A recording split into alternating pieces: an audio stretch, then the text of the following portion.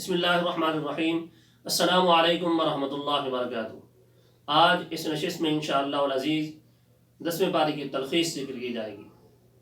10ویں پارے کی ابتدا میں اللہ رب العالمین نے مال غنیمت کے احکام ذکر فرمائے ہیں کہ مال غنیمت کے 5 حصے کیے جائیں گے، 4 حصے مجاہدین میں تقسیم کیے جائیں گے اور 5واں حصہ اللہ اور اس کے رسول کے لیے ہوگا، جو رسول اللہ صلی اللہ تعالی وسلم کے قرابت داروں کے لیے، غریبوں کے لیے، مسکینوں کے لیے اور مسافروں میں تقسیم ہوگا۔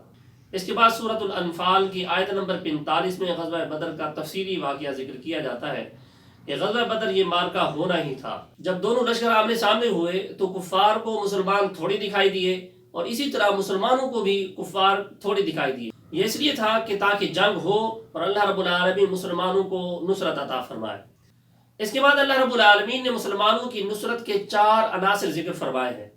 نمبر 1 کہ میدان جنگ میں ثابت قدمی، نمبر 2 اللہ تعالیٰ کا ذکر کثرت سے کرنا، نمبر 3 آپس میں اختلاف اور لڑائی جھگڑے سے بچ کر رہنا، نمبر 4 دشمن سے مقابلے کے وقت ناموافق امور پر صبر کرنا۔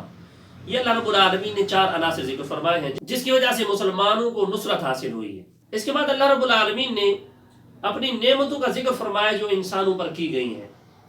ہمیں ان کی قدر کرنی چاہیے کہ اللہ رب العالمین نے ہمیں نعمتیں عطا فرمائی ہیں۔ جب وہ ہم سے نکل جاتی ہیں، چلی جاتی ہیں، تو پھر ہمیں افسوس ہوتا ہے کہ ہم نے ان نعمتوں کی قدر نہیں کی۔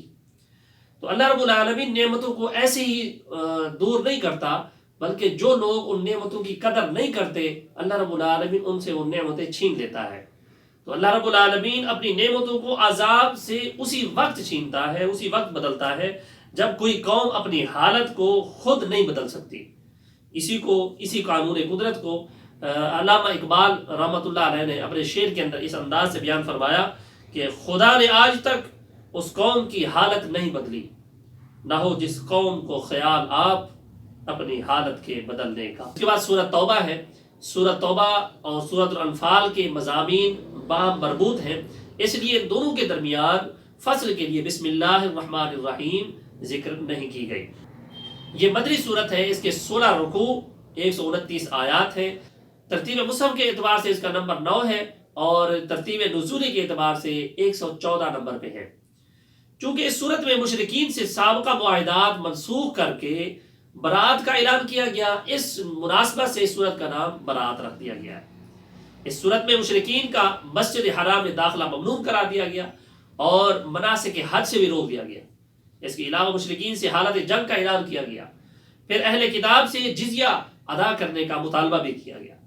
اس کے بعد حرمت کے مہینوں کے احکام ذکر کیے گئے، جہاد کی ترغیب دی گئی، انفاق فی سبیل اللہ کی بھی ترغیب دی گئی۔ اسی صورت کے اندر مسجد ضرار بنانے والوں کی مذمت بھی کی گئی ہے۔ اس کے بعد آیت نمبر 40 میں سفر ہجرت کے موقع پر غار ثور میں حضرت سیدنا ابوبکر صدیق رضی اللہ تعالیٰ عنہ کی رفاقت خاص کو ایک شان امتیازی کے ساتھ ذکر کیا گیا۔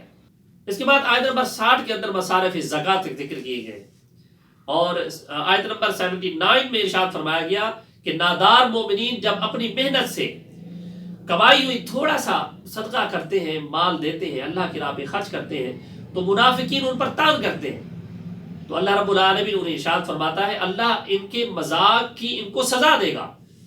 اس کے بعد آیت نمبر 80 کے اندر ارشاد فرمایا گیا کہ یہ منافق لوگ آپ کے گستاخ ہیں، آپ کا ان کے لیے استغفار کرنا نہ کرنا برابر ہے۔